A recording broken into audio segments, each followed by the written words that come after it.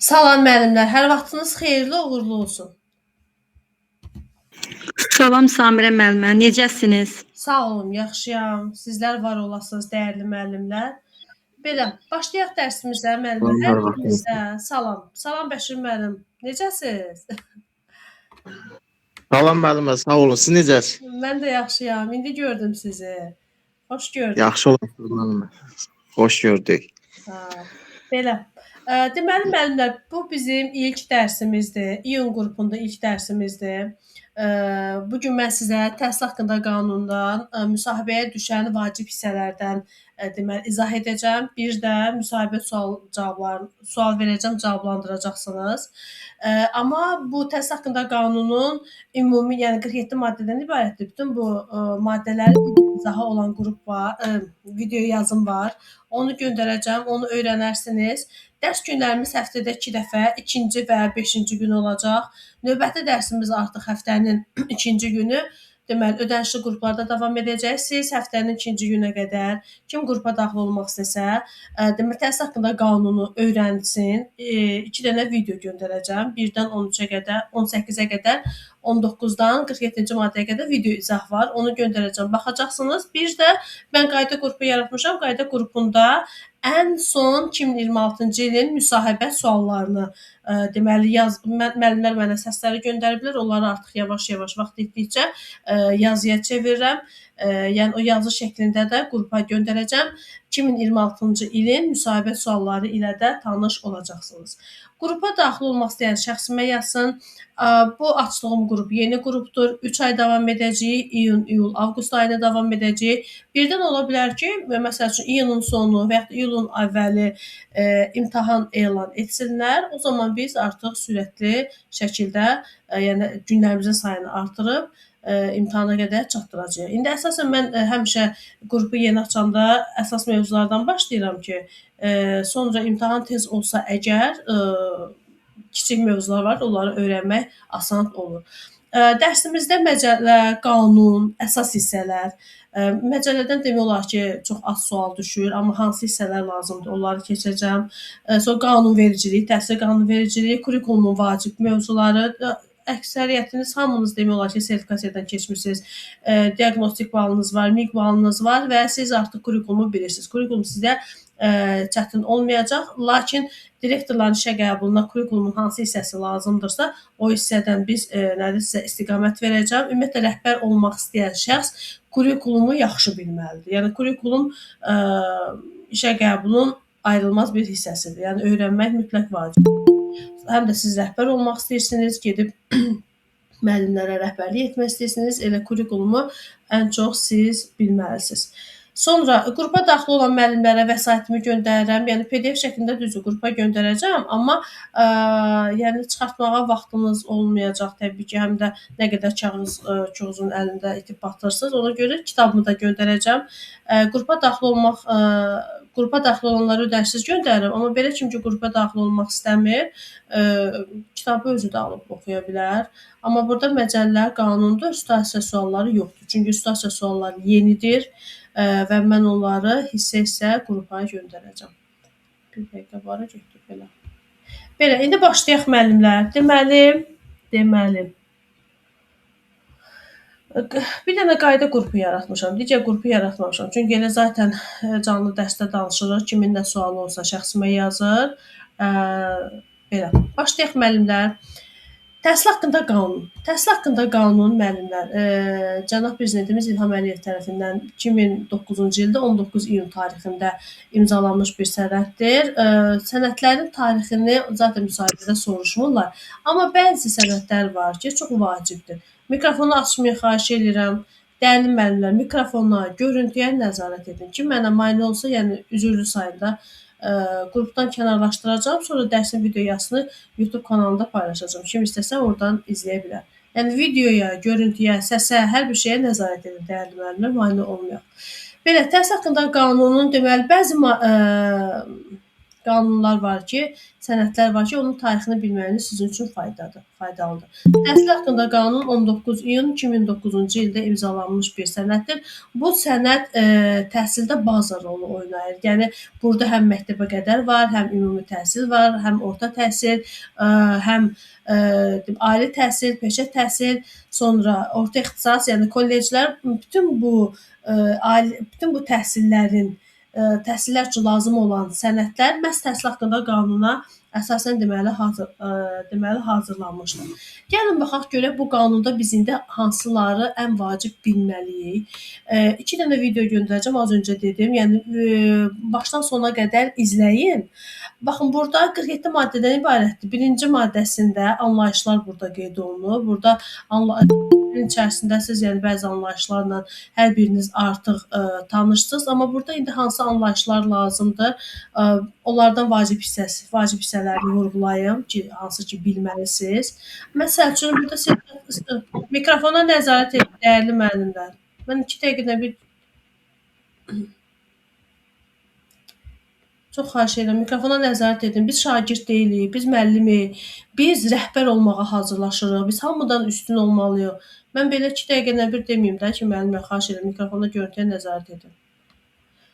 Aha, deməli müəllimlər, burada akkreditasiyadan danışacağam. Akkreditasiya bilirik ki, ali təhsil müəssisələrinin fəaliyyətinin dövlət təhsil standartlarına uyğunluğunun və statusunun müəyyənləşdirib təsdiq edilməsi prosedurudur. Məktəblərdə hələ akkreditasiya tətbiq olunmur, yəni bu məktəb görək bu dövlətin standartlarına tabedir, deməli bu tələblərə cavab verir yoxsa yox. Əgər bu tələblərə cavab verirsə, tələb nədir? Yəni müəllimlərin keyfiyyət, yəni sertifikasiya nəticələri yaxşı olsun, keyfiyyət nəticələri yaxşı olsun, şagirdlərin balları, buraxılış balları yaxşı olsun, ali təhsilli müəssisələrə daxil olan şagirdlərin sayı çox olsun. Yəni keyfiyyət budur. Əgər həmin məktəb keyfiyyət standartlarına cavab verirsə, deməli 5 illik şəhadətnamə alacaq və 5 il ərzində fəaliyyət göstərəcək. Hələ ki məktəblərdə akkreditasiya olmur, ali təhsil müəssisələri olur, peşə məktəb, kolleclər olur, məktəblərdə, orta məktəblərdə akkreditasiyadan deməli keçəcəklər. Sertifikatlaşdırma bilirik ki, hər 5 ildən bir keçirilir, artıq birinci mərhələ bitib, ikinci mərhələyə keçirir. Bu sertifikasiya ilə bağlı müsahibədə nə sual verilir? Məsələn, belə bir sual verilir ki, burada SMS bölməsinə yazarsınız müəllimlər, zəhmət olmasa SMS bölməsinə yazın, hazır vəziyyətdə, şablon vəziyyətdə saxlayın, mən nədir deyəndə göndərərsiniz. Deməli, müsahibədə nə sual verilə bilər bu sertifikasiya ilə bağlı? 2 müəllim, məktəbinizin 2 müəllimi, birinin balı 55 baldır, birinin balı isə 45 baldır. Sertifikasiya balı 45 baldır.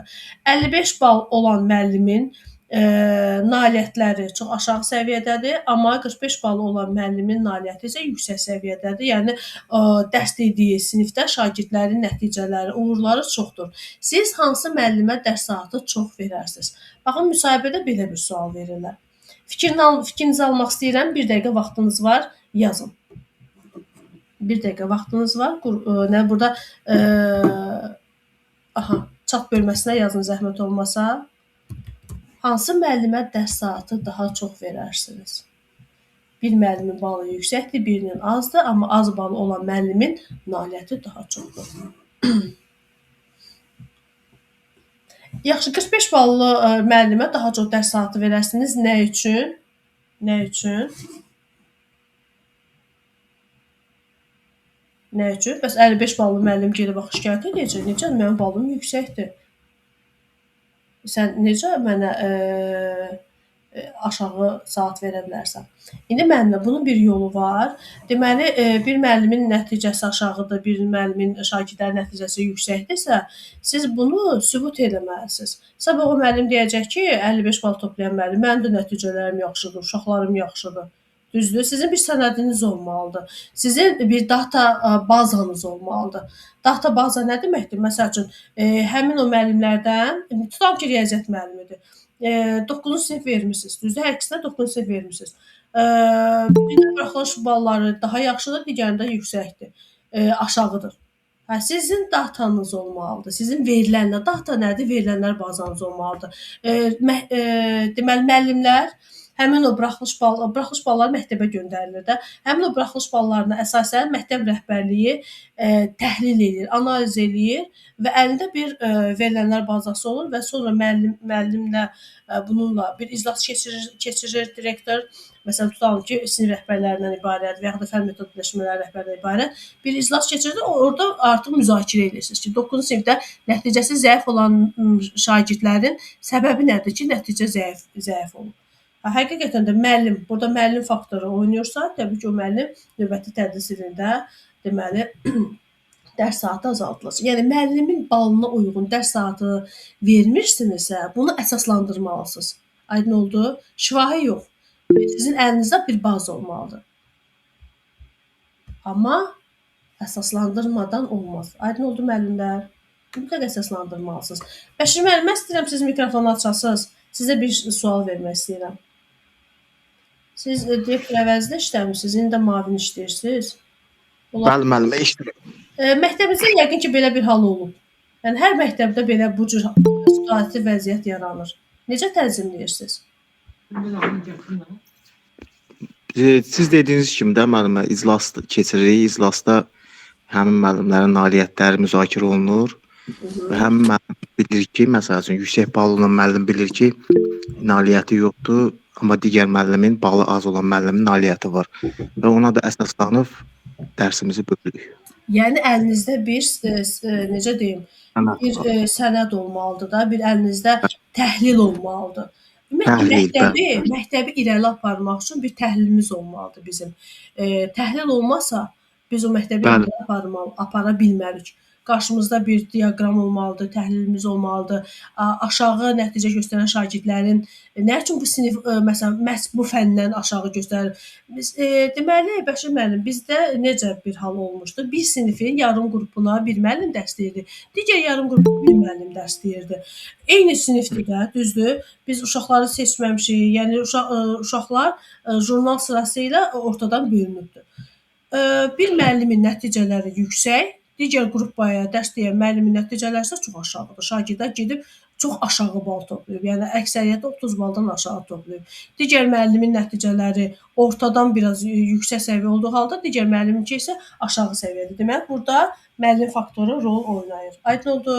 Növbəti tədris ilində əsaslandıraraq, məsələn, bir faktı mən dedim, bu faktı əsaslandıraraq müəllimə siz az dərs saatı verirsiniz. Ümumiyyətlə, bir müəllimin məktəbdə dərs saatı minimum neçə saat olmalıdır? Minimum. 18 axşamız. 18 götürürük də, əgər varsa.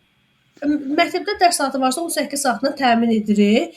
Hər bir məktəbdə hər bir müəllimi 18 saatdan dərs təmin etdikdən sonra biz vakansiya verə bilərik. Amma elə məktəblərdə var ki, lap azı da dərs saatı 6 saat, minimum 6 saat olmalıdır ki, o əmək məzuniyyətinə də çıxsın. Müəllimin 5 saat dərsi də olanda 56 günlük əmək məzuniyyətinə çıxa bilir. Elə indi deyərsiniz ki, bu qədər dərs saatı var. Çox təəssüf ki, yəni bəzi məktəblərdə müəllim sıxlığı olduğuna görə belə dərs saatı az olan məktəblər var, amma sertifikasiyadan artıq sertifikasiyanın nəticəsinə əsasən bir çox müəllimlər keçən il 4000-dən yaxın müəllim işdən azad oldu. Bu il görək neçə müəllim işdən azad olacaq. Yəni o az dərs saat problemi artıq həll olunur. Belə sertifikasiya ilə bağlı statik bir dənə sualı əsaslandırdıq. İndi isə keçək növbəti. Mikrofonları bağlayaq dəyərli müəllimlər. Deməli, burada distant təhsil. Distant təhsil nədir müəllimlər? Tədris prosesinin elektron, yəni proqram texniki vasitələr əsasında təşkil olunduğu təhsil alma forması. Bizim bugünkü dərsimiz onlayn dərsdir. Distant təhsil deyil. Distant təhsil ilə onlayn təhsilin fərqi çoxdur. Distant təhsil odur ki, dövlət deməli sonda rəsmi sənəd verir. Məsələn, mən bir dəfə hər zaman bunu dərslərdə deyirəm, bir dəfə Türkiyənin distant təhsili ilə maraqlandım. Tutalım ki, pul ödəyirsən, Türkiyəyə getmirsən, Azərbaycanda ola sən o Türkiyənin sənin universiteti magistraturasını, bakalavrini bitirə bilərsən. Bu distant təhsildir. Amma bizim bugünkü dərsimiz onlayn dərsdir. Azərbaycanda da distant təhsil reallaşacaq. Yəni bu ilə bağlı Təhsil Nazirliyində işlər belə deyək də proseslər gedir və uşaqlar distant şəkildə belə deyək bakalavrı, magistraturanı bitirə biləcək. Amma bizdə hələ ki bu yoxdur. Bu təhsil forması hələ qanunda var, amma hələ ki həyata keçirilmir. Bu hissələr lazım deyil. Aha, evdə təhsil, əlavə təhsil. Evdə təhsil müvafiq təhsil proqramına uyğun olaraq uşağa gedib müəllim evdə təhsil verir. Yəni ümumi təhsilin evdə təşkil etmə formasıdır. Evdə təhsil bu sənəddir. Bununla biz geniş tanış olacağıq. Məsələn, sizə sualını belə verə bilərdilər ki, məktəbimizin şagirdi, məsəl üçün 9-cu sinif şagirdidir. Birdən indi məktəbə gəldiyi yerdə maşın vurdu, avtomobil qəzası keçirtdi və yaxud da nəsə başına bir iş gəldi. Bu uşaq sağlamlıqla bağlı məktəbə gedə bilmir. Siz bunun üçün nə təşkil edərsiniz? Valideyn bilmir neyləsin. Ona görə biz qanunu bilməliyik ki, valideyn bilmirsə biz bilirik. Biz bilirik ki, məktəbə gələ bilməyən şagirdləri gedib evində dərs deyə bilərik. Amma bir şey deyim ki, müəllim, bu bilirsiniz ki, evdə təhsil xüsusi təhsil sayılır və artıq ümumi təhsilin bu xüsusi təhsil alan şagirdlərin sayını azaldırlar. Hətta xüsusi təhsil müəssisələri var ki, demək olar ki, orada yarıya yarı şagirdlərin sayı azalıb. Şagird sayı da azalmaq nə deməkdir? Nə deməkdir? Yəni orada siniflərin də sayı azalır və müəllimlərin də dərs yükü azalır. Ona görə bəs deyərsiniz ki, bu uşaqlar necə təhsil alacaq? İşte məktəbə göndərirlər. Məktəbə göndərirlər. Bu cür xüsusi qayğıya ehtiyacı olan şagirdlər məktəbə göndərirlər və siz müəllimlər bu şagirdlər üzərində işləməlisiniz. Bəli, məktəblərə göndərilir və son ildə bunun da sayı çox artıb. Nəyə görə? Çünki o şagirdlər də bizim cəmiyyətin bir üzvüdür, bir hissəsidir, bir parçasıdır. Onları biz ayırmaq olmaz. Ona görə onlar deməli məktəbdə sağlam uşaqlarla bir yerdə, yəni inklüziv təhsil. Yəqin ki, bunun haqqında eşitmisiniz. İnklüziv təhsil sağlam şagirdlərlə sağlamlıq imkanı məhdud şagirdin bir yerdə təhsil almasıdır. Amma bunun üçün də şərait olmalıdır da. Qanunda var hər bir şey yaxşıdır, amma şərait olmalıdır. Müəllimə müəllim köməkçisi verilməlidir. Çünki əgər sizin sinifdə xüsusi qayğıya ehtiyacı olan şagird varsa, sağlamlıq imkanı məhdud şagird varsa, mütləq müəllimə köməkçi verilməlidir. O da ali təhsilli mütəxəssis olur. Onun da maaşı müəllim qədər olur. Yəni stavkası müəllim stavkası qədər olur. Amma çox təəssüf ki, mən hələ müəllim köməkçisi görməmişəm. İndi özəl təhsil müəssisələrində olur. Özəl təhsil müəssisələrində nəinki sağlamlıq imkanları məhdud uşaqlar üçün, sağlam uşaqlar üçün də müəllim köməkçisi vəzifəsi var. Yəni ümumiyyətlə mən təklif eləyərdim ki, bu universiteti bitirən tələbələr, universiteti bitirən məzunlar gedib miqdə yüksək bal toplayıb gəlib məktəbdə işləmə şansı qazanmasınlar. Birinci gəlsinlər müəllimin yanında 1-2 il, 3 il, neçə il lazımdırsa təcrübə keçsinlər təbii ki, əmək haqqı müqabilində. Ondan sonra gedib əgər onlar müəllimin rəyi əsasında, rəhbərin rəyi əsasında gedib miqdə iştirak edə bilərlər. Sonra fərdi təhsil də odur ki, fərdi təhsilin ümumiyyətlə 2 qolu var. Yadımızda saxlayaq. Bu da ayrı bir sənəddir. Daha ətraflı tanış olacağıq. 2 qolu var. Bir qolu odur ki, uzun müddət təhsildən kənarda qalmış şəxslərdir. Məsəl üçün 4-ə qədər oxuyub, sonra oxumayıb. 6-ya qədər oxuyub, sonra valideyni aparıb Rusiyaya, orada da oxutdurmayıb, sonra çıxır gəlir. Bəs bu uşaqların təhsili necə olmalıdır? Bu təhsildən kənarda qalanlar üçündür. Bunun təşkili qaydalarını biz növbəti dərslərdə keçəcəyik. Bir də var xüsusi istedadlı şagirdlər. Xüsusi istedadlı şagirdlər nədir? Yəni bunlar müəllimdən çox bilirlər də, fitri istedadlı, hardan sual verirsən bilirlər. Bütün fənləri yaxşı oxuyurlar və bu şagirdlər üçün xüsusi siniflər də açılır. Xüsusi istedadlı şagirdlər gedib idarədə imtahan verir, müsahibədən keçir, sonra nazirlikdə imtahan verir, müsahibədən keçir. Əgər uyğundursa, yəni orada da komissiya yaradır. Komissiya rəyinə əsasən bu uşaqlar üçün fərdi təhsil açılır. Müsahibədə sizə necə sual verə bilərlər? Sual verərlər ki, tutalım ki, 2-ci sinifə qədər bir şagirdiniz oxuyurdu. 2-ci sinifin yanvar ayından sonra gəlmədi. Bir də uşaq 2 ildən sonra 4-cü sinifdə valideyni gəlib ki, mənim uşağım əvvəlki ildə burada oxuyub, indi 4-cü sinif oxumalıdır. Siz nə etməlisiniz? Bu təbii ki, indi 4-cü sinifdə oxumalıdır, amma xaricdən gəlibsə, əgər əlində sənədi varsa, biz onu məktəbə qəbul edirik. Yox, əgər əlində sənəd yoxdursa, biz bilmirik də bu uşaq neçənci sinifdə oxumalıdır. İdarədə komissiya təşkil olunur, uşaq gedir orada imtahan verir. Əgər onun səviyyəsi 4-cü sinifə uyğundursa, orada komissiya üzvləri 4-cü səviyyəyə uyğun, 4-cü sinifə uyğun sual verirlər. Əgər ona uyğundursa, qəbul olunur. Bəs əgər yox, heç bir sənəd yoxdursa, şagird təhsildən yayınıbsa, o zaman fərdi təhsil təşkil olunacaq. Fərdi təhsil təşkil qaydaları haqqında növbəti dərslərimizdə daha geniş deməli keçəcəyik.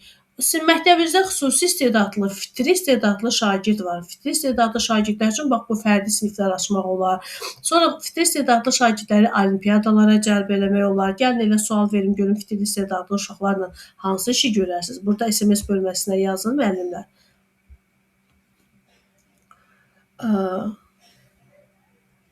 Yox, oxuya bilməz. Əlində sənəd yoxdursa oxuya bilməz. Fitri istedadlı şagirdlərdən birini dedim mən. Fərdi təhsilə cəlb edərik, xüsusi sinifə cəlb edərik, olimpiadalara cəlb edərik, müsabiqələrə, yarışlara cəlb edərik. Sonra nə edərsiniz bu fitri istedadlı uşaqlarla? Bir dənə bir şey cavab almaq istəyirəm, görüm onu yazacaqsınız. Yazmasanız mən yazaram. Ay müəllimlər, eşidirsiniz məni?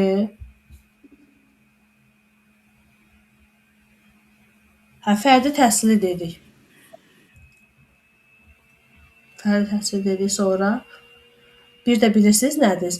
Sərbəst təhsil. Sərbəst təhsil nədir? 3-cü sinifdən 5-ci sinifə keçə bilər birbaşa, 8-ci sinifdən birbaşa 10-cu sinifə keçə bilər. Bəli, eksternat təhsil. 3-də, 8-də, bir də 10-cu sinifdə oxuyanda birbaşa 11-ci sinifin attestatını ala bilər. Onun sinif yoldaşları növbəti tədris ilində 11-ci sinif oxuyanda bu artıq 10-cu sinifi bitirəndə attestat ala bilər. Bu fitri istedadlı uşaqlar üçündür. Əvvəllər var idi, müəllimlər yadınıza gəlir. Hamını məsələn analarınızdan soruşsanız, deyim də bu nə vaxt 90 neçənci illərdə olub. Məsələn orada bir sinifdən o biri sinifə 3-dən 5-ə atlanmaq var idi. Sonra onu yığışdırdılar. Çünki 3-dən 5-ə keçmək üçün xüsusi istedad lazımdır. İndi də var bu, qanunda bu da var. Hər il hardasa dekabr, yanvar, fevral ayında bunu sənəd qəbulu elan edirlər, aprel ayında keçirilir. Bu sinfinizdə əgər xüsusi istedadlı şagirdlər varsa, bax bunun təşkili qaydası haqqında keçəcəyik müəllimlər dərslərimizdə. Bunlar hamısı ayrı-ayrı belə qısa sənədlərdir. İndi uzun deyil gedişatı. Sinif rəhbəri təqdimat yazır, pedaqoq şurada müzakirə olunur. O şagirdin pedaqoq şuranın qərarı imtahan verdi, 5 yaşında 1-ci sinifdə oxudu. 5 yaşında 1-ci sinifdə oxudu. 5 yaşında 1-ci sinifdə oxumaq onu eşitməmişəm axı. İndi deyirsiniz müəllim? Yox, mən dediyim qanunda 3, 8, 10-cu siniflərə aiddir. 5 yaşlılar ancaq məktəbə hazırlığa gedə bilər. Müəllimə çox üzr istəyirəm, səsi açdım. Açın. Mənim bacım qızı o vaxt 5 yaşında imtahan verdi. 6 yaşından getmədi. Elə promo 1-ci sinifdən oxudu. Müəllimə, siz neçənci ildən tanışırsınız? Neçə il bundan qabaqdan danışıram. İndi qız 2-ci kursda oxudu Qutadı İnstitutu. O vaxt təbii bir ara var idi 5 yaşlıları birbaşa 1-ci sinifə götürmə. Bizim də qonşumuzda da bir qız var idi. Balaca idi. Yəni 5 yaşdan 1-ci sinifə gəlmişdi. Amma indi onun icazə vermirlər. İndi ancaq 6 yaşdan. 5 yaşlı uşaq ancaq məktəbə hazırlıq qrupunda deməli təhsil ala bilər. Sonra bu istedadlı uşaqlarla bağlı bu təlimatı növbəti dərslərdə sənədi göndərəndə orada oxuyarsınız, sonra diqqətlə sizə daha ətraflı izah edəcəm. İndi formal təhsil. Formal təhsil bilirik ki, sonda dövlət sənədin verilməsi ilə başa çatır. Məsələn, uşaqlar 9 illiyi bitirir formal təhsildə, 11 illiyi bitirir formal təhsildə, universitetləri bitirir, akademiyaları bitirir formal təhsildə, sonra peşə məktəbini bitirir formal təhsildə, kolleci bitirir formal təhsildə. Amma bizim bugünkü dərsimiz formal təhsil deyil. Bizim bugünkü dərsimiz qeyri-formal təhsildir. Nəyə görə? Çünki sonda mən sizə dövlətin möhrü ilə təsdiqlənmiş bir sənəd vermirəm. Yəni kurslarda, dərnəklərdə alınan bilik və bacarıqlar, bunlar olur nə? Qeyri-formal. Bir də var ki, sən oturursan, dəftər kitabını tökürsən, özünü oxuyursan. Bu da olur nə? İnformal təhsil. İnnovasiya, müəllimlər, baxın, innovasiya sözünü hər biriniz tanırsınız. İnnovasiya nədir? İnnovasiya o da yenilik deməkdir. Ümumiyyətlə, məktəb rəhbəri olmaq istəyirsiniz. Siz yeniliklər məktəbə gətirməlisiniz. Yeni təşəbbüslər, mütərəqqi xarakterli yeniliklər gətirməlisiniz. Məsələn, hərəniz bir yenilik yazın, müəllimlər.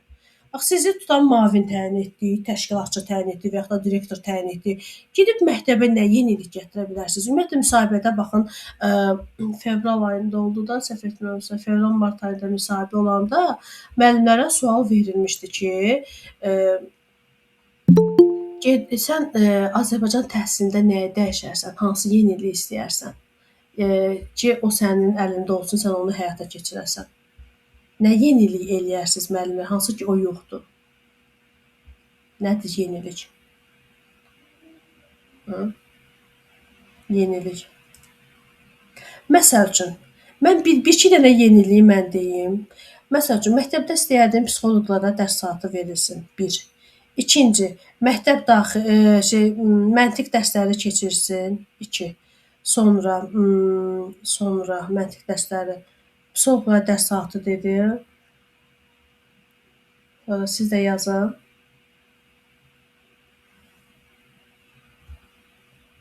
Məntiq dərsləri, psixoloqlara dərs saatı. Laqabet, bəli, bu çox vacibdir. Bax, bu da yenilikdir.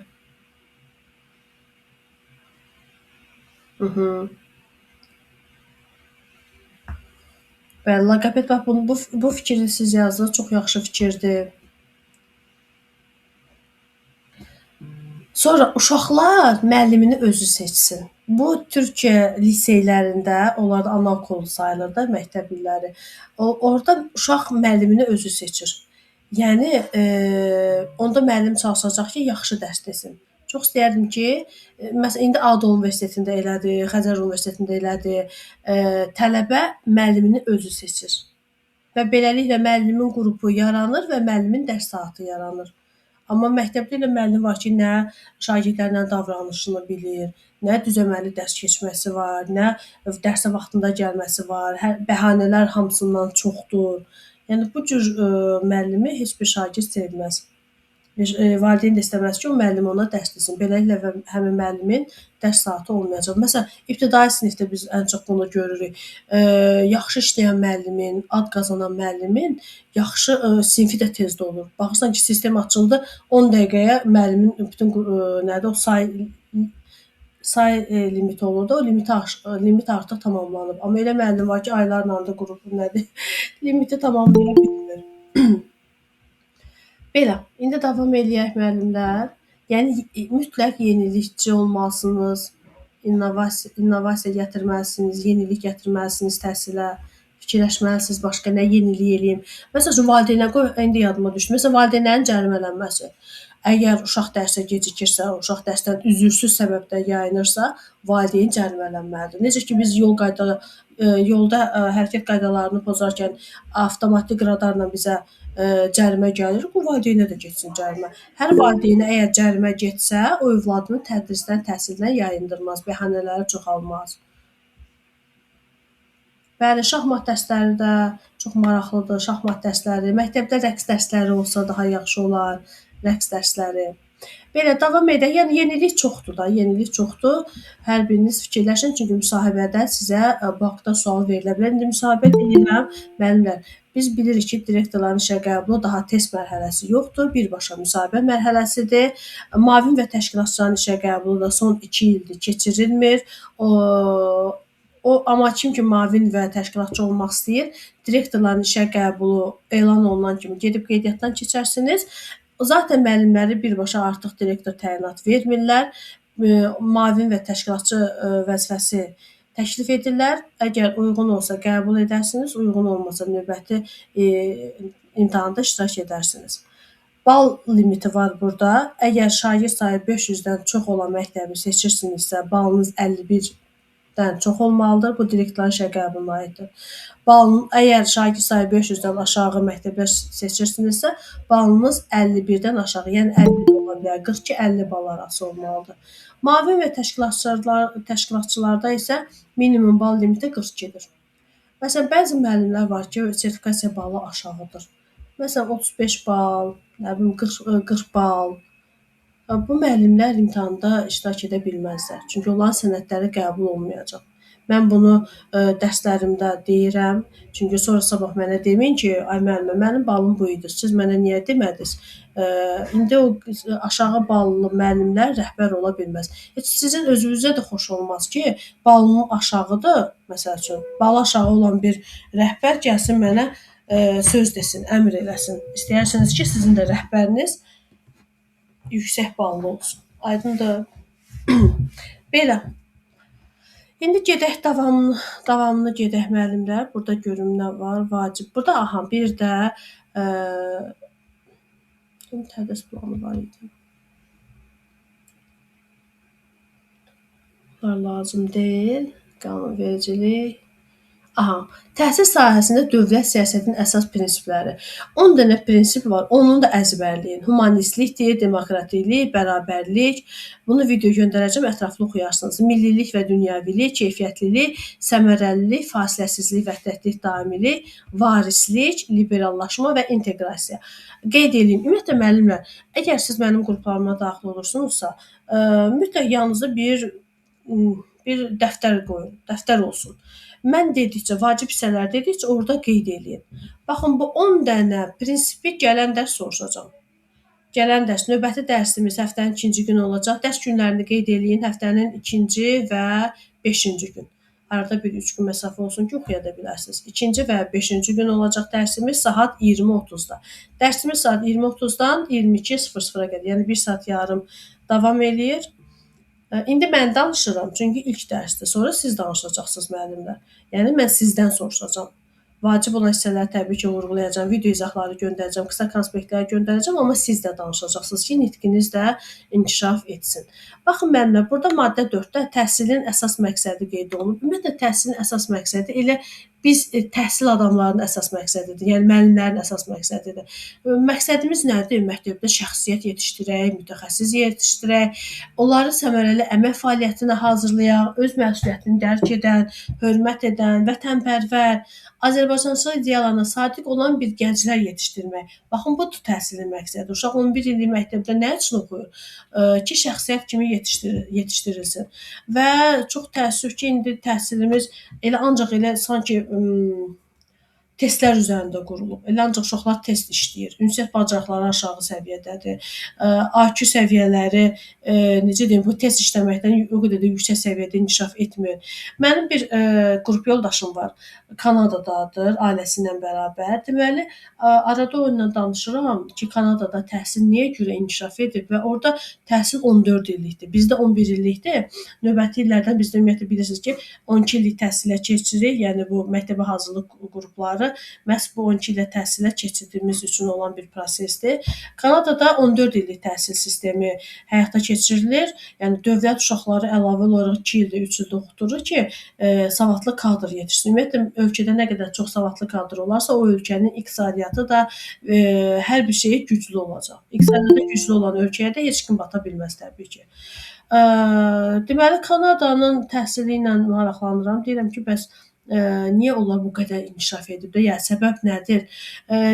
Və çox maraqlı bir məqamla rastlaşdım. Bizim orta məktəbdə oxuduğumuz, uşaqlara keçdiyimiz mövzular, yəni onlar bunu öyrətmirlər. Onlar çox sadə, həddindən artıq sadə. Bizdə daha çox çətindir. Yəni uşaq 11-ci sinifi bitirəndə gedib artıq universitetdə oxumaq istəmir, beyni yüklənir. Amma orada elə deyil. Orada elədir ki, əgər sən bir uşaqdan həkim istəyirsən ki, bu uşaq həkim olsun, gedib o fizika, kimya, biologiya, anatomiya, hər bir şeyi gedib universitetdə öyrənəcək. Amma uşağa o 14 illik təhsildə daha çox şəxsiyyət kimi yetişdirməyə üstün verirlər. Onlar daha çox praktik bacarıqlar. Yəni məsələn fizika kitablarında görürsüz də müəllimlər, hər bir şey var. Amma bir uşağa denən ki, biraz sən bu Naqillə bu təcrübəni apar və yaxud da kimyada hər hansı bir təcrübə apar, biraz çətinlik çəkirik. Çünki nəyə görə? Praktikamız yoxdur. Laboratoriyalarımız aşağı səviyyədədir. Amma orada daha çox praktik dərslərə üstünlük verilir. Sonra, deməli, təhsil əsas məqsədindən danışdıq. Prinsipləri əzbər öyrənirsiniz. Dövlət təminat verir təbii ki, nəyə? Ayrı-seçkilik olmasın, oğlan, qız, yəni qadın-kişi məsələsi olmasın, kişilər və qadınlar üçün bərabər imkanlar yaradılır təhsildə və bir şey deyim ki, indi rəhbər olmaq istəyənlər içərisində kişi müəllimlərə daha çox üstünlük verilir. Nəyə görə? Çünki azdır da, yəni təhsildə kişilərin sayı azdır. Ona görə kişi müəllimlər ki, rəhbər olmaq istəyir, müavin təşkilatçı, direktor olmaq istəyir, onların qadınlara nisbətən üstünlüyü çoxdur. Amma imtahanlara hazırlaşsa da, maşallah, qadın müəllimlər, qadınlar daha güclüdür. Qadınlar daha əzmkardır, daha səbirlidir. Otururlar, oxuyurlar, zəhmət çəkirlər. Ona görə gedib müsahibədə onlar uğur qazanır. Amma kişilər də, kişi müəllimlərimiz də daha yaxşı hazırlaşsa, onlara üstünlük verilir ki, kişilərin sayı təhsildə artsın. İcbari təhsil, sizdən icbari təhsil soruşdu. İcbari nə deməkdir? Yəni məcburi.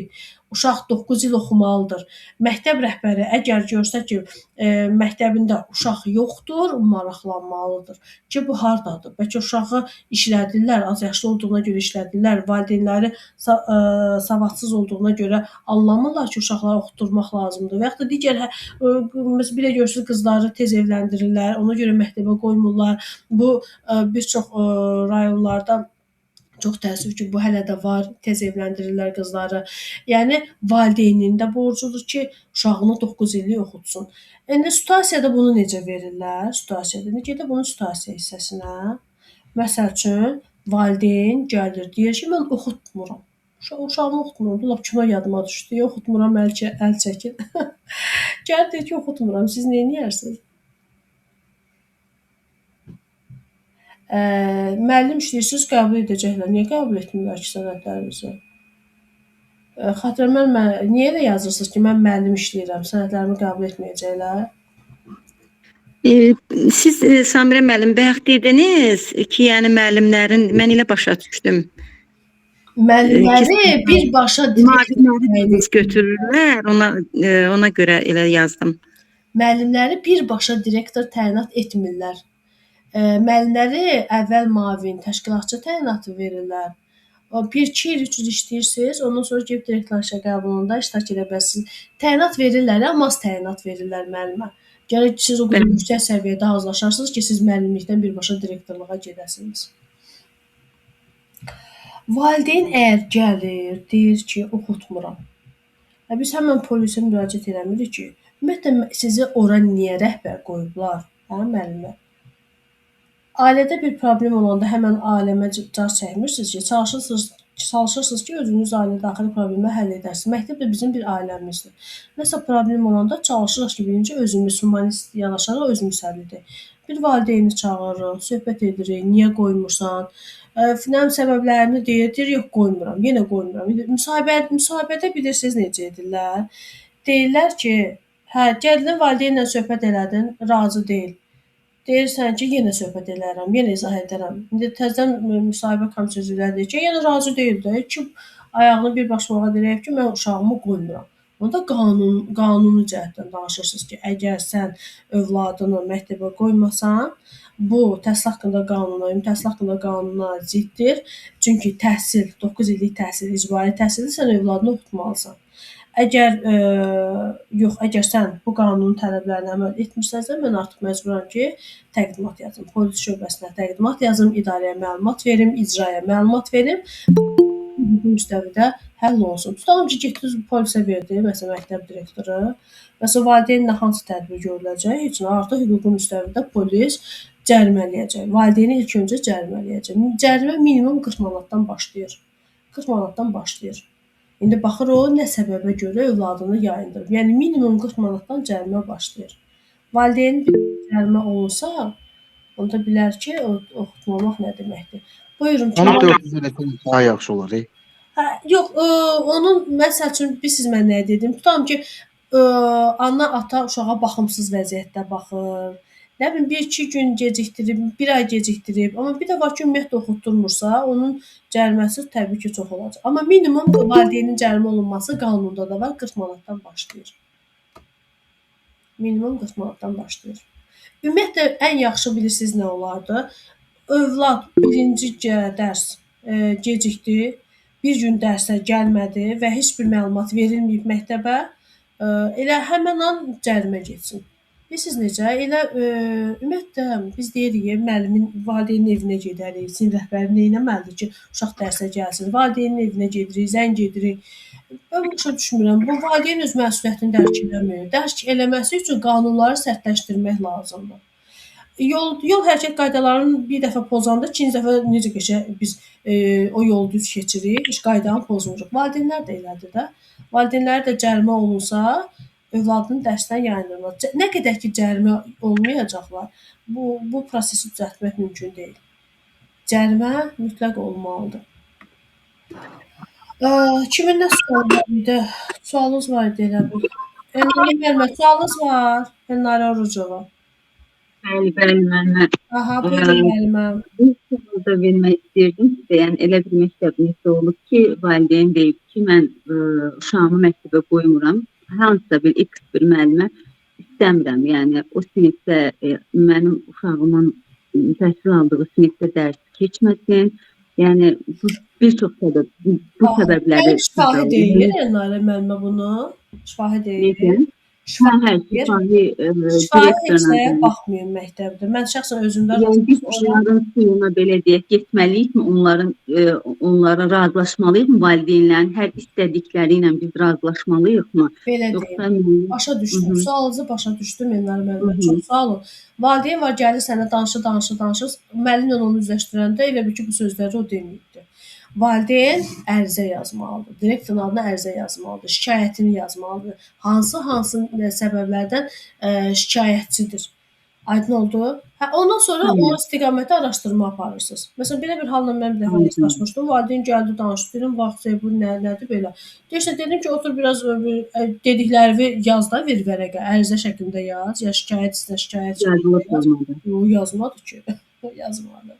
Bəzən elə başqa problemlər də olur da. Araşdırmaq lazım. Məsələn, biz bir dəfə təmayül sinif verəndə uşaqlar gəldilər, qayıtdılar ki, biz o müəllimi istəmirik təmayül sinif. Dedik, niyə? Uşaqlar hamısı ərizə yazdı ki, bu səbəbdən. Səbəblərini yazdılar. Biz də o ərizəni qoyduq müəllimin qarşısına. Dedik, bax, doğrudur, budur, odur. Müəllim razılaşdı. Araşdırmaq lazımdır da müəllim, araşdırmaq lazımdır. Əlinizdə uşaq gəlsin, uşaqlar yığışıb gəlsin desin ki, bu müəllimi istəmirik, elə deyil. Razı deyilsiniz, gedin ərizə yazın uşaqlar. Direktorun adı ərizə yazın. Ümumiyyətlə məktəbdə direktor, ərizə direktorun adına yazılır, izahat direktorun adına yazılır. Yəni ərizədir, izahatdır, təqdimatdır, mavinin adına yazıla bilməz. Birbaşa məktəb rəhbərinin adına yazılır. Aydın oldu? Amma valideyn izahat yaza bilməz də, o ixtiyar yoxdur. Valideyn nahaq da izahat yaza bilməz. Yəni direktor valideyndən izahat tələb eləyə bilməz də, ancaq polis tələb eləyə bilər onu. Baxır nə mənada da. Məsəl üçün valideyn deyir ki, mən bu müəllimi istəmirəm, bizim də onu polisə göndərmək doğru deyil də. Onu şikayət ərizəsində göstərə bilər də ancaq, yəni izahat formasında yox. O elə bir ki, bir təqdimat kimi yaza bilər. Ümumiyyətlə vətəndaşdan ərizə yazmaq bizim ixtiyarımız yoxdur. Yəni rəhbərin, məsələn tutalım ki, hadisə deyək də, məsəl üçün həyətdən kimsə götürüb daşla məktəbin pəncərəsini sındırıb. Düzdür? Sındırıb, amma bizim hər hansı bir vətəndaş eləyib, valideyn eləyib. Biz necə deyim, bu işi polis görməlidir də. Polisə veririk, polis gedib o vətəndaşdan ərizə alır. Amma məktəb rəhbərinin vətəndaşdan ərizə almaq kimi hüququ yoxdur. Şikayətin var, məktəbin rəhbəri sən əraziyə cavabdehsən, ərazi üzrə polis bölməsinə müraciət edə. Pəncərə sınıb polisə müraciət edəcəklər. Sualınız var yenə? Mənim ona sual verim sənə. Müəllimə, bir dənə sualım var. Əgər mavin deyiləmsə, sadəcə müəllimlik vəzifəm varsa da, mən direktor imtahanına iş verə bilmərəm. Verə bilərsiniz. Niyə vermirsiniz? Verə bilərsiniz. Mən elə başa düşdüm ki, yəni müəllim işləyən şəxs sırf əgər müəllim işləyirsə, o birbaşa olaraq direktor imtahanına iştirak edə bilməz. Yox, sizin sənədləriniz qəbul olunacaq, müsahibəyə də gedəcəksiniz. Məsələn, mənim elə müəllimim olub ki, birbaşa direktor təyinatı alıb, elə bu il yanvar ayında. Amma yüksək səviyyədə hazırlaşır, müvəliyyətləri var, başa düşürsünüz? Komissiya icazə var da, əsas sözlü icazə var. Sənədləriniz qəbul olunacaq. Balınız nə qədərdir müəllimə? 49 bal. 49 baldırsa, siz 500 plus seçə bilmərsiniz. Seçəcəksiniz. 500-dən aşağı. 500-dən aşağı seçə bilərsiniz. 500-dən yuxarını seçsəniz, sənədləriniz qəbul olunmayacaq. Yox, 500-dən aşağı istəyirəm. 500-dən aşağı seçə bilərsiniz. 42 ilə 50 bal arası olan balınız varsa, siz 500-dən aşağı məktəbi seçə bilərsiniz. Sonra davam eləyək. Ümumiyyətlə material çoxdur həqiqətən. Mənim deyəcək sözlərim çoxdur. Hər dəfə işə qəbul qruplarında yeniliklər olur. Özümə də ləzzət eləyir. Məsəl üçün mənim deməli nə vaxt müsahibə qrupu açmışdım? May ayında. May ayında müsahibə qrupu açmışdım və orada həqiqətən müəllimlər sağ olsunlar, mənə o qədər müsahibəyə aid səslər göndərdilər. İndi onların cavablarını gözləyirik ki, görək bir uğur əldə ediblərmi?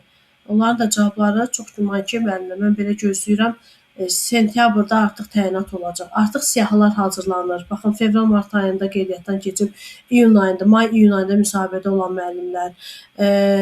Əgər siz müsahibədə uğur qazanmısınızsa, bilin ki, sizin haqqında məktəbinizin direktorundan zəng vurub soruşurlar ki, bu müəllimin töhməti varmı? Bu müəllim uşaqlarla necə davranır? Valideynlərlə necə davranır? Dərsi necə keçir?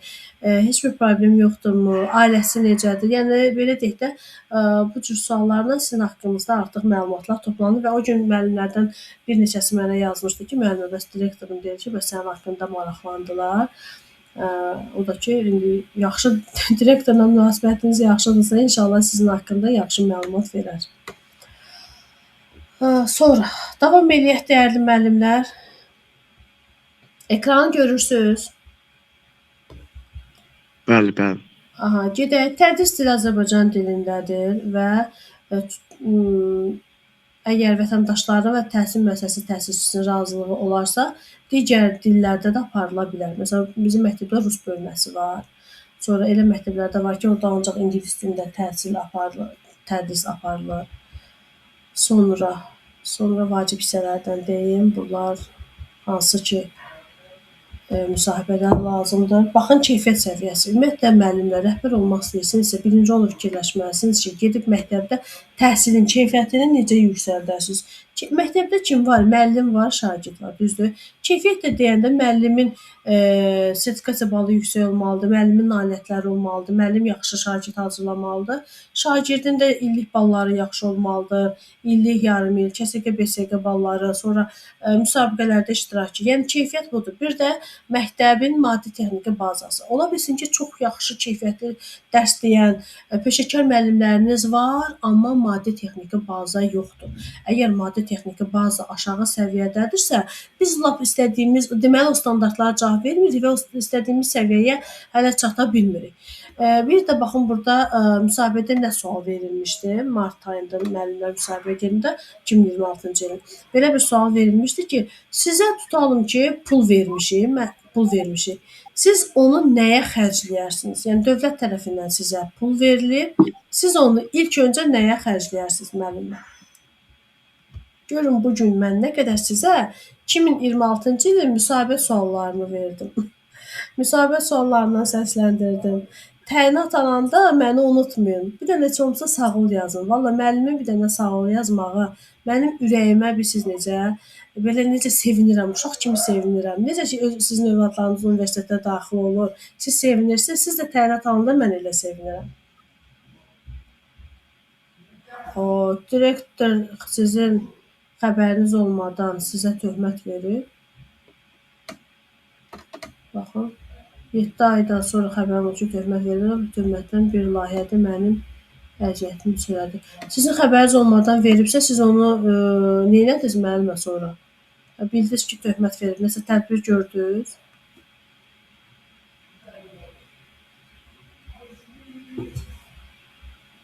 Heç nə eləyə bilmədiniz, çünki qanunlar bilmirsiniz də.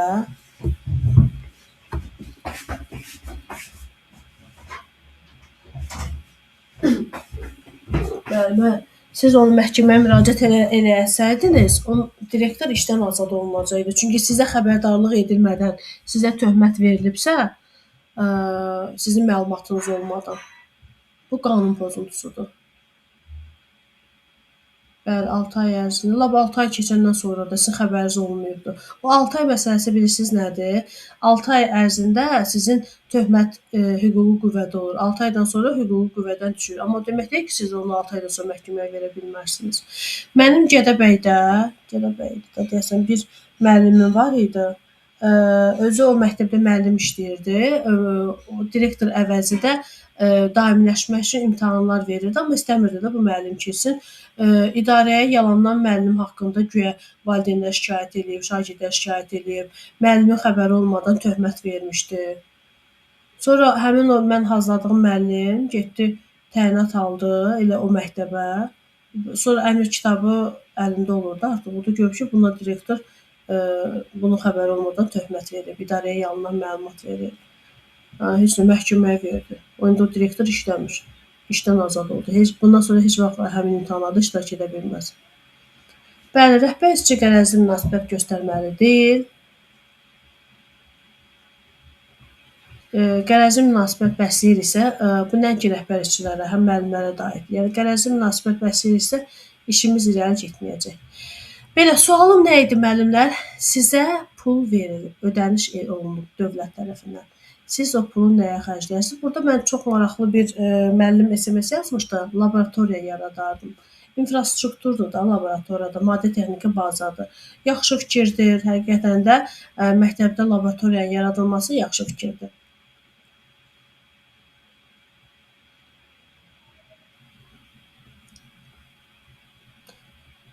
Direktorun qanunları ona görə işləyir ki, siz tələb etmirsiniz. Siz tələb etməyənə qədər əlbəttə direktorun qanunları işləyəcək. Başqa nəyə xərcləyirsiniz müəllimlər? Sizə pul verilir. Bax, bu 2026-cı ilin müsahibə sualıdır. Laboratoriyaya xərcləyirsiniz, sonra məktəbin maddi texniki bazasını gücləndirərsiniz. Düzdür? Kompüter otağını bəli düzəldərsiniz, kompüterləri təmin edərsiniz.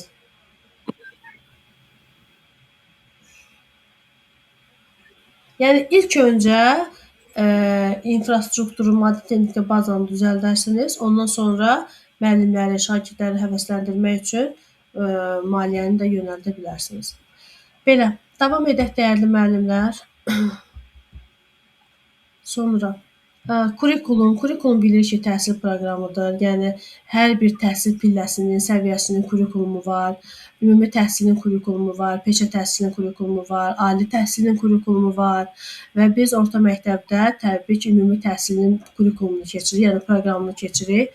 Proqram həmişə olub da müəllimlər. İndi biz buna kurikulum anlayışı deyirik. Bu anlayış 90-cı illərdən bizim ədəbiyyatlarda işlənməyə başlanılıb. Və kurikulum bir proqramdır. Proqramsız təhsil mümkün deyil. Müsahibədə nə sual verə bilərlər? Müəllim yeni metodlarla, kurikulum prinsiplərinə uyğun dərs keçmir. Bax, siz nə edərsiniz ki, bu müəllim yeni metodlarla dərs keçsin, kurikulum prinsiplərinə əməl etsin. Müəllim deyir ki, 30 ildir işləyirəm də, mən həmişə necə dərsi keçmişəmsə, elə də davam edəcəm.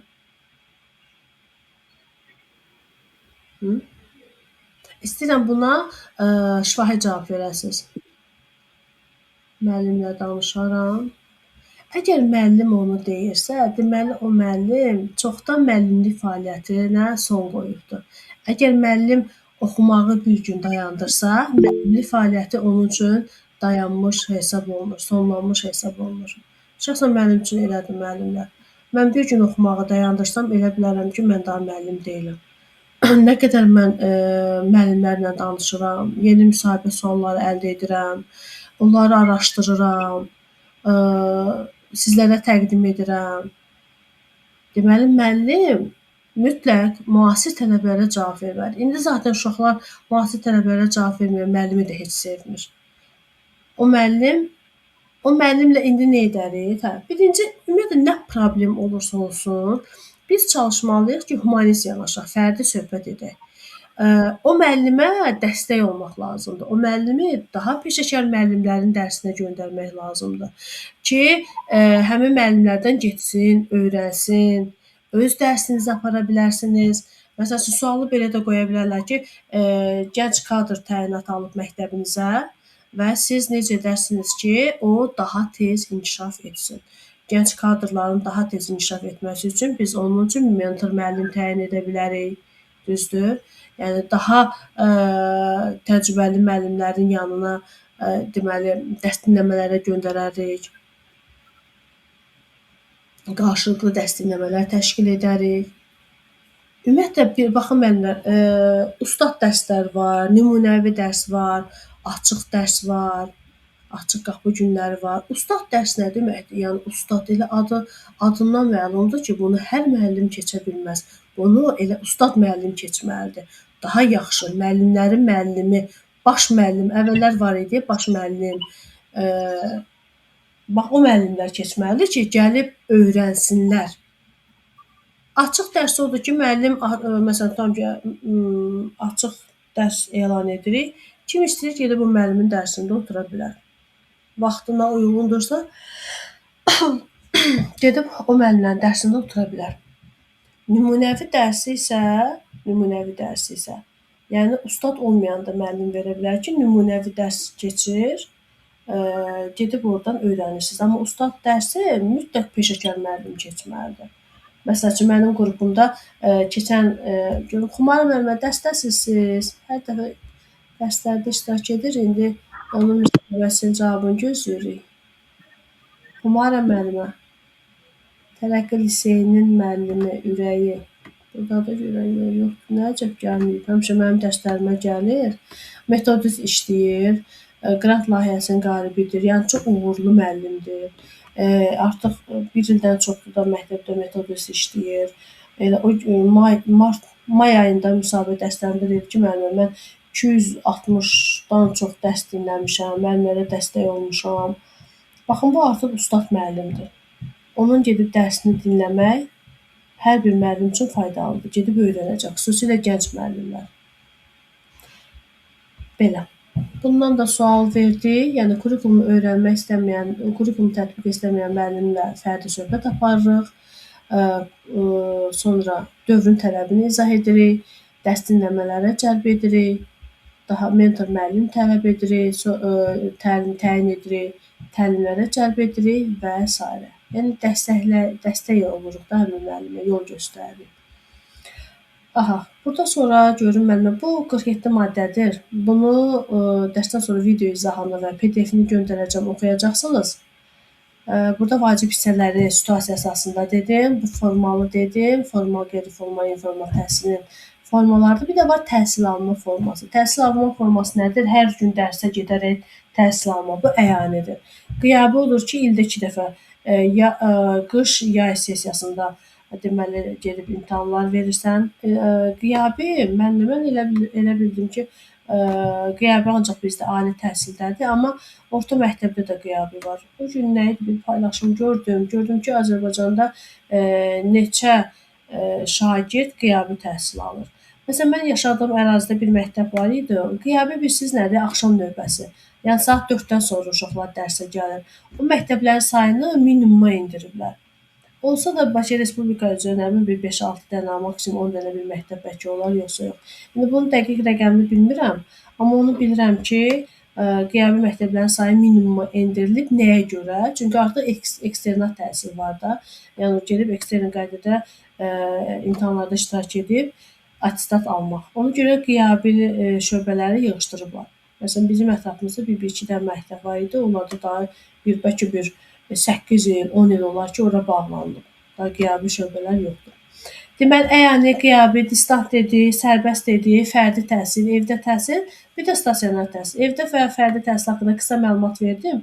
Növbəti dərslərimizdə daha geniş keçəcəyik ki, necə təşkil olunur. Stasionar təhsil haqqında da qısa deyim ki, stasionar təhsil də odur ki, deməli, müalicə müəssisəsində şagirdin təhsil alması, yəni gedib xəstəxanada, reabilitasiya mərkəzində yatır, müəllimlər gedir, orada şagirdə təhsil verir. Burada da minimum 21 gün həmin uşaq müalicə müəssisələrində yatmalıdır ki, müəllim gedib o xəstəxanada uşağa dərs desin. Təhsil müəssisəsinin mülkiyyət növünə görə 3 cür olur: dövlət, bələdiyyə, özəl. Biz işlədiyimiz məktəblər dövlətdir. Özəl məktəblər deməli şəxslər tərəfindən tikilib. Bələdiyyə də ki, heç nə adı var, özü yoxdur. Bələdiyyə məktəbləri. Yəni mən neçə ildir qruplarda dərs deyirəm. Hər dəfə soruşuram ki, ay müəllimə, bəlkə bizim müəllimlər, bəlkə bizim tərəfdə yoxdur. Sizin tərəfdə də bələdiyyə məktəbi var. Yoxdur. Yəni bələdiyyə məktəbləri qanunda var ki, bələdiyyələr məktəb tikməlidir, amma yoxdur. Bələdiyyə məktəbləri yoxdur. Bələdiyyənin mülkündə olan, dövlətin mülkündə olan bizim məktəblərdir. Özəl məktəblər və bələdiyyə məktəbi var, bələdiyyə məktəbi. Hə, yoxdur. Dedim yəqin kimsə əl qaldırdı, yəqin elə bir məktəb var, sevinmişdim. Yoxdur bələdiyyə məktəbi və dövlət təhsil müəssisələri bilavasitə mənfəət əldə etmək məqsədi güdmür və müəssisələrdə dini partiyaların, siyasi partiyaların fəaliyyətinə yol verilmir. Çox diqqətli olmaq lazımdır bunlara görə. Bunlardan heç. Görün başqa hansı vacib hissələr var. Aha, az komplektli məktəb müəllimlər. Baxın indi demək olar ki, az komplektli məktəblərin sayını minimuma endirirlər. Keçən il 140 məktəb, bu il də bir çox məktəblər bağlandı, yəni sentyabrdan bağlanılacaq. Məsələn, keçən il 70 nəfərə qədər olan 30 nəfərə qədər olan, şagird sayı 30 nəfərə qədər olan məktəbləri bağlamışlar. İndi də 70 nəfərə qədər olan məktəbləri bağlayırlar. Çox təəssüf hissi ilə deyirəm ki, mən bunun heç tərəfdarı deyiləm, amma o gün bir məqalə oxudum ki, Londonda da belədir. Yəni xarici ölkələrdə də belədir ki, şagird sayı az olan məktəblər bağlanılır. Avtobusla, yəni icra hakimiyyəti avtobus təşkil edir güya ki, onları qonşu məktəblərə nədir göndərirlər oxumağa. Məsələn, bir çox müəllimlər var, onlar məktəblərə bağlanıb, deyirəm, bəs uşaqları qonşu məktəbə, tutan mərkəz məktəbə necə gedib gəlirlər? Deyir, 2-3 ay avtobus verdilər, nəqliyyat verdilər, sonra vermədilər, valideynlər öz güclərini aparırlar. Yəni, dövlət bunu nəzarətə alsa daha yaxşı olar. Çünki uşaqlar, valideynin imkanı olmur, həm geyinmək, həm keçim, həm yemək, həm də yol pulu bu qədər. Təbii ki, valideynin imkanı olmur. Az komplektli məktəb şagird sayı az olan məktəb deməkdir. Yəni şagird sayı az olan məktəb nə deməkdir? 100-ə qədər. Əgər orada 100-ə qədər şagird oxuyursa, o az komplektli məktəb sayılır və az komplektli formada məktəbin fəaliyyətinə o halda icazə verirlər ki, orada yalnız ibtidai siniflər olsun və yaxud da 9 illik olsun. Əgər 10-11-ci sinifin şagirdləri varsa, onlar az komplektli formada fəaliyyət göstərə bilməz. Onlar göndərilir qonşu məktəblərə. 10-11-ci sinif şagirdləri göndərilir qonşu məktəblərə.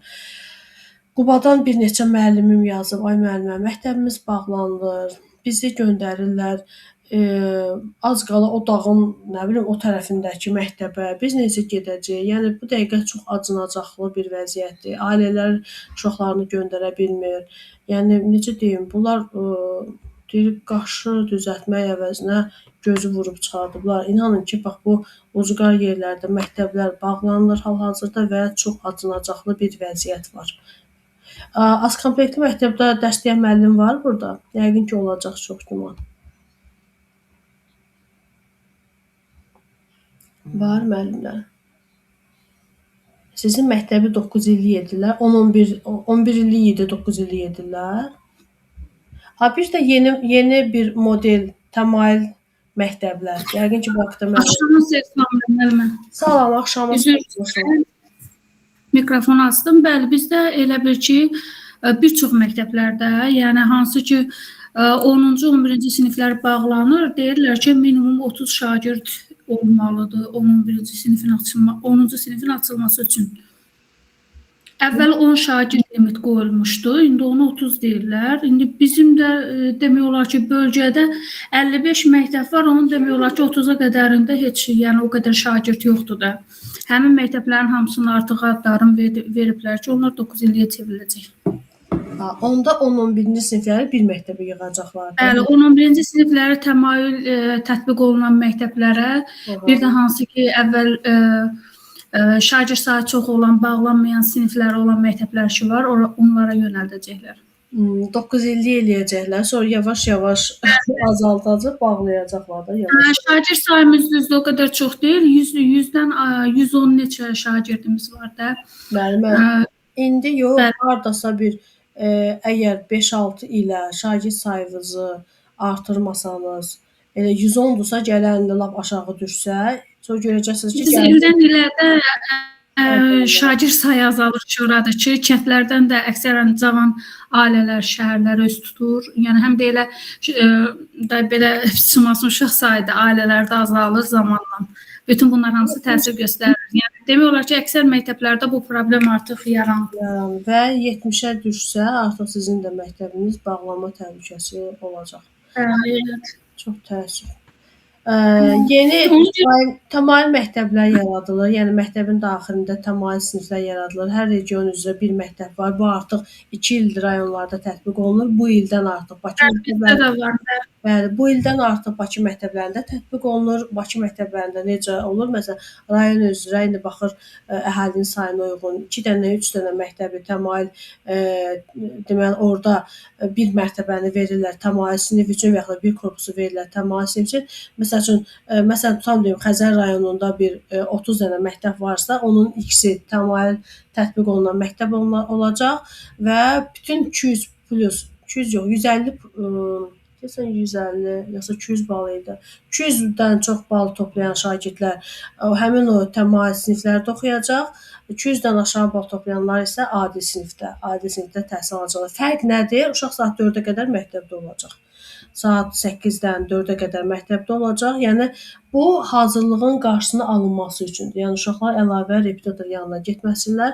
Amma o gün bir uşaq var, deməli 280 bal toplayıb 9-cu sinifdə buraxılır fənlərindən. İndi 10-cu sinifə gəlir. Deyirəm ki, bax yaxşıdır da hazırlığa getməyəcəksən. Deyir, müəllimə, xeyr elə şey yoxdur. Hazırlığa gedəcəm. Deyirəm, niyə də məktəbdə saat 4-ə qədər oturacaqsan da? Elə 4-ə qədər öyrəndiklərini bəhs eləyər. Yox müəllimə, mən müəllimlərimlə artıq danışmışam.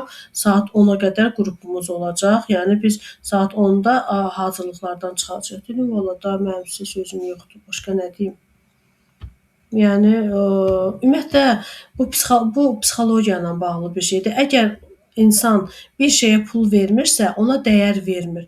Dövlət məktəbləri pulsuz olduğuna görə valideynlərin çoxusu pul verib uşağını əlavə oxutdururlar. Əgər pul versələr, onun dəyəri də olar. Onun qədrini də bilərlər.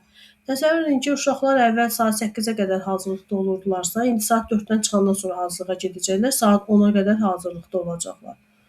Yəni, bilmirəm, inşallah ki, bu təmayül məktəblərin bir faydası olar. Sonra bir də var kompleks siniflər. Kompleks siniflər bilirsiniz nədir müəllimlər? Siniflərin birləşdirilməsi. Məsələn, sinifdə şagirdin sayı azdırsa, bu ancaq ibtidai siniflərə aiddir. Həmin siniflərin birləşdirilməsinə icazə verilir. Məsələn, 1 ilə 3-cü sinif birləşdirilə bilər, 2 ilə 4-cü sinif, 1-2-3 də birləşdirilə bilər, 3-4 də birləşdirilə bilər. Baxır orada şagird sayına görə. Yəni 2 sinif birləşirsə, maksimum orada şagird sayı 18 nəfər olmalıdır. Məsələn, 1-ci sinifdə 8 şagird varsa, 3-cü sinifdə tutalım 9 şagird varsa, 8 + 9 nə qədər eləyir? 17 şagird. İcazə veriləcək bu siniflərin birləşdirilməsinə. Yox, əgər bir sinifdə 9 şagird, birində 10 şagird olacaqsa, 9 + 10 eləyəcək 18 şagird. 9 + 10 eləyəcək 19 şagird. Onda bu siniflərin birləşdirilməsinə, yəni komplektləşdirilməsinə icazə verilməyəcək. Ayrı-ayrı siniflər olaraq dərs keçəcəklər. Siniflərin birləşdirilməsi də bilirsiniz nə deməkdir? 1 ilə 3-cü sinif birləşdirilirsə, bu o deməkdir ki, müəllim bir 45 dəqiqənin tutalım bir 15-20 dəqiqəsini 1-ci sinifə keçəcək, 15-20 dəqiqəsini 3-cü sinifə keçəcək, qalan dəqiqələrlə belə bir paralel nəsə bir şey eləyəcək. Yəni çox çətin bir vəziyyətdir. Kompleks sinifdə dərs demək asan deyil. Sonra burada deməli sosial müdafiəyə ehtiyacı olan şəxslər ödənişli əsaslarla təhsil aldıqları müddətdə təhsil haqqı dövlət büdcəsi hesabına verilir. Bu keçən ildən əlavə olunan maddələrdir. Yəni təbii ki, biz bilirik ki, valideynlərini itirmiş, valideyn himayəsindən məhrum olmuş uşaqlar dövlət hesabına oxuyur. Şəhid ailəsinin üzvləri dövlət hesabına oxuyur. Yəni ödənişli təhsil müəssisələrinə daxil olsa. Ümumiyyətlə şəhid ailəsinin üzvləri də bilirsiniz də kimlərdir? Ana, ata, övlad, bir də yoldaş. Və bacı-qardaş əgər evlənməyibsə, onlar da şəhid ailəsinin üzvü sayılır. Yox, əgər bacı-qardaş artıq evlənibsə, şəhid ailəsinin üzvü hesab olunmur. Müharibə veteranı adı almış şəxslər, müharibə veteranı məsəl üçün 2020-ci ildə 2-ci Vətən müharibəsində bizim gənclərimiz gedib döyüşüb gəlib, müharibə veteranı kimi alıbsa, sonra universitetin pullu şöbəsinə daxil olubsa, yəni ödənişli əsaslarla olan fakültəyə daxil olubsa, o ödənişsiz oxuyacaq. Bu ancaq veteranın özünə aiddir. Yəni veteranın uşağına, yoldaşına, arvadına aid deyil. Şəhid ailəsinin üzvlərinə aiddir. Çünki daha həyatda yoxdur da, təbii ki, özünə aid olmur.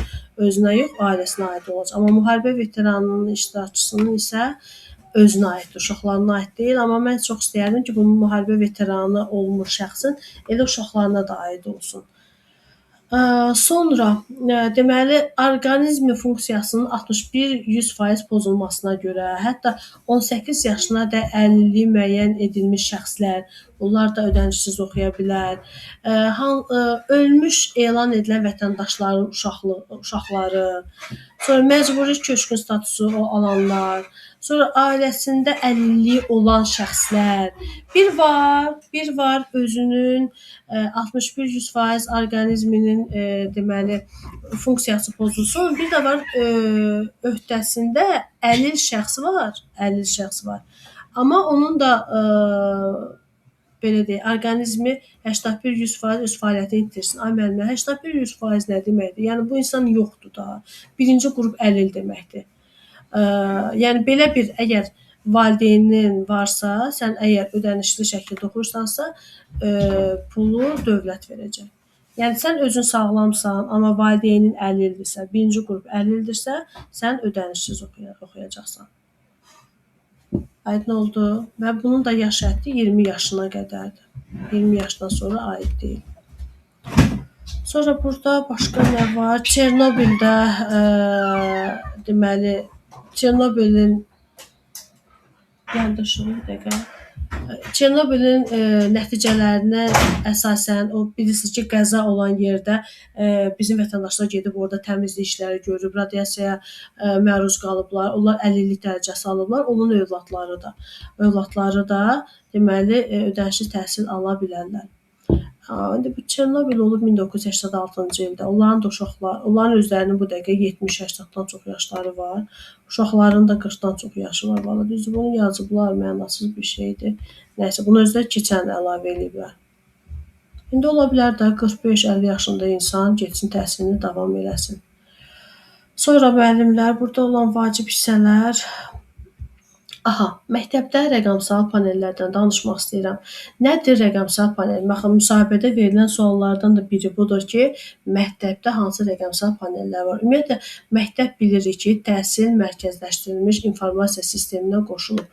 Yəni, nazirlik məktəblərə TİMİS vasitəsilə nəzarət edir. Yəni, bütün informasiyalar orada qeyd olunub. TİMİSin də alt bölməsi var. UTİS nədir? Ümumi Təhsil İnformasiya Sistemi, yəni məktəbin informasiya sistemi. ATİS var, Ali Təhsil Müəssisəsinin informasiya sistemidir. PTİS var, Peşə Təhsil Müəssisəsinin informasiya sistemidir. Deməli, məktəblər UTİS-ə birləşdirilib, UTİS informasiya sisteminə birləşdirilib və həmçinin də şagird məzun. Ümumiyyətlə, tələbə məzun nədir? Ali təhsil müəssisələri Dövlət Elektron Məlumat Sisteminə qoşulub, amma peşə məktəbləri ilə orta məktəblər isə şagird məzun Dövlət Elektron Məlumat Sisteminə qoşulubdur. Deməli, müəllimlər, bir də məktəbdə hansı rəqəmsal panel var? UTİS-i dedik, şagird məzunu dedik. Sonra hansı rəqəmsal panel var? Siz yazın. Zəhmət olmasa yazın SMS şəklində. Hansı məktəbdə hansı rəqəmsal panel var? Şagird məzun. Dedik, şagird məzun, TİMİS, UTİS, rəqəmsal məktəb, bəli, elektron jurnal, rəqəmsal məktəb, elektron jurnal. Bəli, bunlar hamısı rəqəmsal nədir? Panellərdir. Çox yaxşı olardı ki, şagirdin davamiyyəti ilə bağlı bir rəqəmsal panel olsun. Rəqəmsal panel nədir, müəllimlər? Yəni, hər bir şey elektronlaşdırılıb. Yaxşı olardı ki, məktəbdə şagirdlərin davamiyyəti ilə bağlı, ya barmaq izi ilə bağlı. Ümumiyyətlə bu indi barmaq izi deyirəm, bir çox ölkələrdə artıq barmaq izi qadağa olunur. Çünki o şüadır da, o da yox, Teams bu rəqəmsal bu texniki vasitədir, rəqəmsal panel deyil. Teams bu məsələn bu bizim indi keçdiyimiz Google Meet proqramı, bu proqramdır. Texniki vasitədir bu. Rəqəmsal panel deyil. Rəqəmsal paneldə datalar olur, verilənlər bazası olur. Məsələn, Otisdə müəllimlər, şagirdlər var, sonra şagirdlər haqqında məlumat var. Dəqiqə görüm kimi dərsə gələn.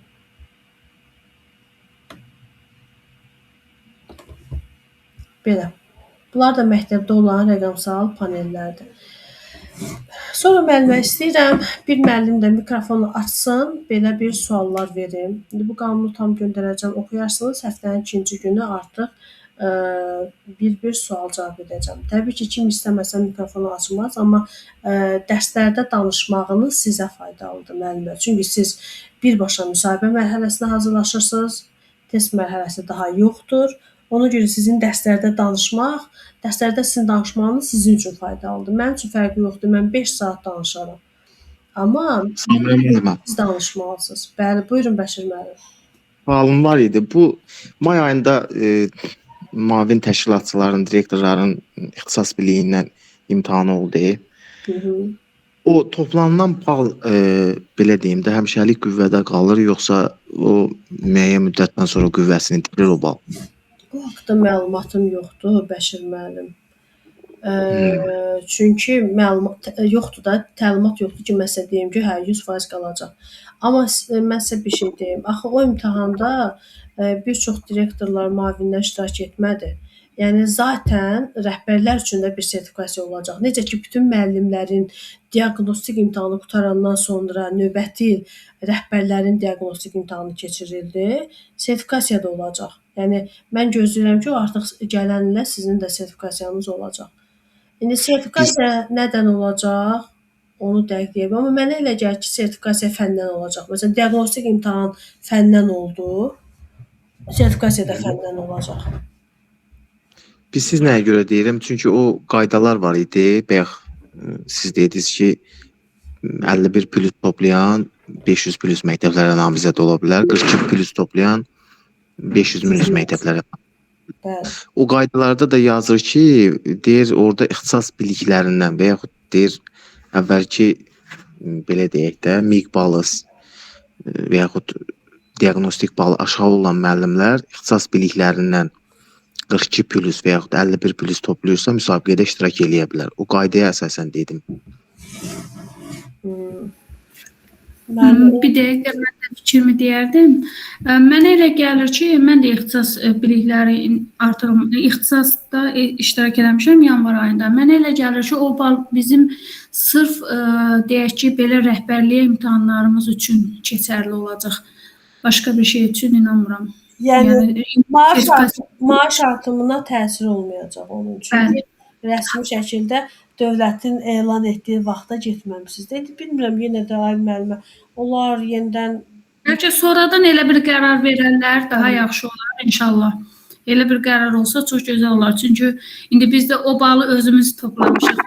Öz biliyimizin nəticəsidir. Bu bal artımını da dövlət keçirdi. Dövlət keçirdi, getdi, iştirak elədi. Amma məsələn mən özüm 55 bal toplamışam yanvar ayında, amma yəni heç bir təsiri yoxdur. Deməli sertifikasiya balı hesab olunmur da, sadəcə bal artımıdır. Mən orada Bakıda imtahan verəndə orada nəzarətçi dedi ki, balımı görəndə dedi siz təbrik edirəm, yəni direktora namizəd ola bilərsiniz. Yəni o baxımdan dedim görüm bu növbəti qeydiyyatlarda nəzərə alınır yoxsa nəzərə alınmayacaq. Bəşir müəllim, onlar təlimat elan etmədikcə mən bilmədiyim şeyi sizə deyə bilmirəm də. Çünki hər dəfə bir yenilik olur. Özünüz də görürsüz. Son bir ildir işə qəbulda nəsə bir yenilik olur. Mən də konkret bilmədiyim bir şeyi müəllimlərə istiqamətləndirə bilmərəm. Bu haqda elə bir təlimat yoxdur. Düzdür, şəxsi səhifəmə gəlibdi, balım gəlibdi, yəni orada durur. Prosto Məndə də yerləşibdi. Yəni əvvəl arada itmişdi, sonra yenidən yerləşdirdilər balı. Metodika Hətta, vesairə olmaqla. Siz bir dənə Portal Eduazada baxın, görün orada yerləşib. Portal orada yerləşməyibdi, yox. Ona görə belə mən verdim, orada yox idi. Portal Ondan Eduazada yerləşməyibsə, onda onun mənası yoxdur. hər regiondan da zəng elədilər ki, balınız neçədir? Mən də balımı dedim. Belə yekunlaşdı. Ki, balınızı soruşdu. Bəs gözlənilirmi müəllimə qeydiyyat? Qeydiyyat, Minsk- əslində mən iyunun 15-nə qədər gözləyirdim. Çünki Eşqi müəllim də öz çıxışında vurğulamışdı. Amma hələ ki iyunun 20-də də bir xəbər yoxdur. Amma hər il indi burada imtahanda iştirak edən müəllimlər yəqin ki xatırlayar. İyul ayında qeydiyyat açılır. L-nın altı, elə olub ki, L-nın altısı da imtahan olubdu. Onda Samira müəllimə, biz qeydiyyat açılsa təzədən qeydiyyatdan keçməliyik də. Bəli, Yəni bəli. Təzədən qeydiyyatdan keçəcəksiniz. qeydiyyatdan keçəndə də o balı göstərəcək orada yenə kriteriyalarda. Çox güman ki, o bal limiti mütləq var. Söhbət sizin o yığdığınız balın növbəti imtahanda qüvvədə olub olmamasıdır. Onu haqqda dəqiq deyə bilmərəm. İnşallah ki, qüvvətdə qalar.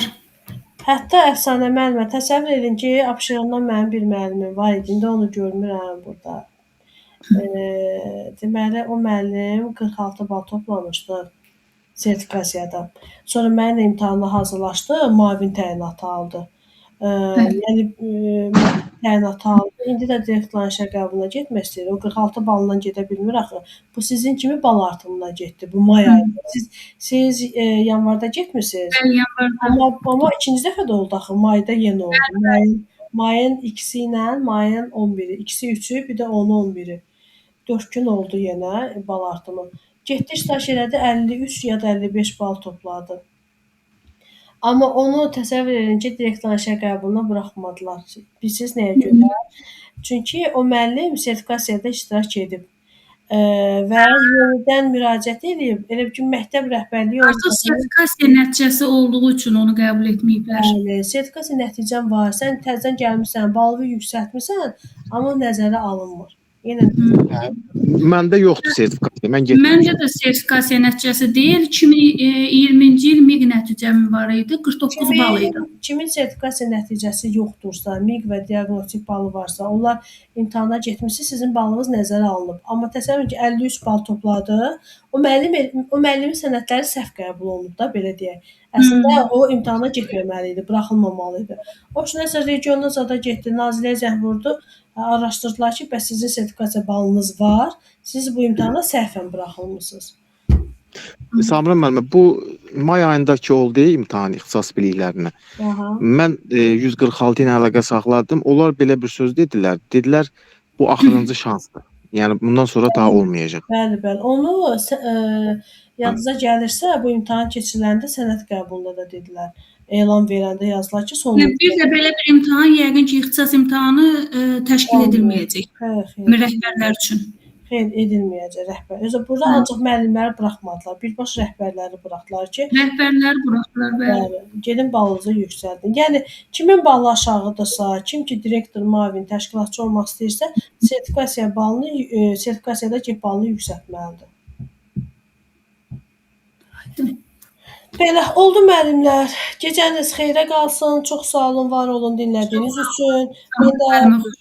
Qarşı çox sağ olun. Xeyrə qarşı müəllimlər, mən də bacardığım qədər yeni suallardan sizin diqqətinizə çatdırdım.